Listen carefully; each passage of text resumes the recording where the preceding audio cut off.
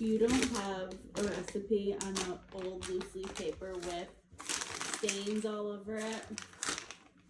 You're not doing it right. Ugh. Making a mess.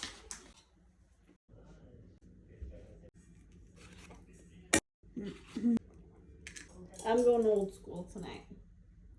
Number one, it's late and I'm tired. Number two, I can't carry the KitchenAid right now because